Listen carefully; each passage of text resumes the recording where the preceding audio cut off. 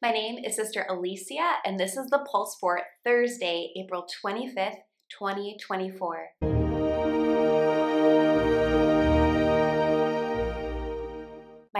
my God, why have you forsaken me? These words from Psalm 22 are mysteriously uttered by Jesus moments before he dies on the cross, indicating that he is experiencing abandonment, and the anxiety that welled up in him began the night before in the Garden of Gethsemane as he spent those hours in solitude with the Father and literally sweat blood as he accepted the chalice that was before him, willing to drink of it for the salvation of the world. Friends, in our lives, we experience abandonment. Maybe it was in childhood. We felt abandoned by a parent or a teacher.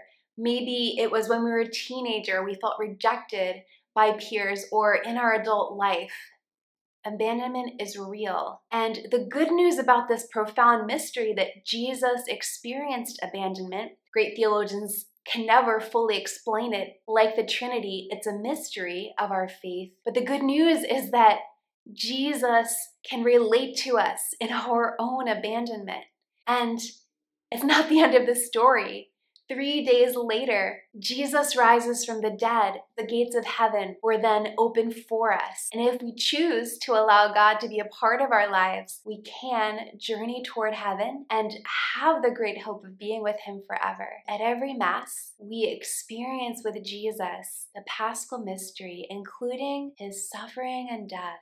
And so when we feel abandoned, the best place to go is Mass, because we can unite ourselves to Jesus and that experience that he too had, but then experience the hope of his resurrection, especially when we receive the risen Lord in Holy Communion. This week in Heart of the Revival, we have a new essay from Dr. Brad Bursa. We also have a powerful testimony from young adult Ellie H. from the Diocese of Birmingham, Alabama. And we highlight Abide, the priest experience at the National Eucharistic Congress. And now for revival news from around the country. Tonight on Mystagogy Live, Tanner and I have the joy of hosting Bishop Andrew Cousins as we reflect on the institution narrative at Mass. When the NCAA Final Four was being held in Phoenix over Divine Mercy Sunday weekend, local Catholics took it as an opportunity for evangelization. Beginning the afternoon of Saturday and going all night into Divine Mercy Sunday morning, trained evangelists were on the streets engaging with guests, and priests were literally set up on the sidewalks to hear confessions. Bishop Dolan held a vigil Mass, and following that was all-night adoration, ending in a 7 a.m. Mass. In the Diocese of Little Rock, Arkansas, 260 teens gathered April 5th through the 7th for a youth convention focusing on the Eucharist. 18-year-old participant Hannah Ellinger said of the experience, "I'm really looking forward to adoration because that's always been a big time for me to connect to the Eucharist." And finally, the Diocese of Altoona Johnstown had a 2-day Eucharistic Revival celebration featuring Catholic theologian Dr. Edward Shree. Dr. Shree spoke to young people, college students, and adults. Among the various topics he covered, Dr. Shree focused in on what does it mean to be a disciple of Jesus. And now for our Congress moment. I'm really excited to share with you a reflection from Bishop Flores, who will be among the many bishops presenting at the National Eucharistic Congress. To go deeper in the experience of the Mass, we have to see ourselves, I think, by the grace of God, united to everything that's going on in the Mass.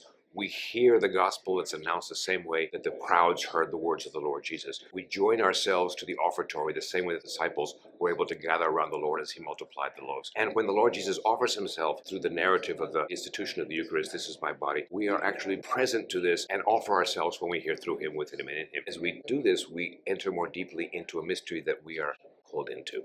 As we wrap up the Pulse for this week, I want to share with you some words from the Gospel of Mark. While they were eating, he took bread, said the blessing, broke it, and gave it to them, and said, "Take it, this is my body." Then he took a cup, gave thanks, and gave it to them, and they all drank from it. He said to them, "This is my blood of the covenant, which will be shed for many." On behalf of Bishop Andrew Cousins and the National Eucharistic Revival, Congress, and Pilgrimage teams working hard across the country, thank you so much for joining us for the Pulse this week, and God bless you.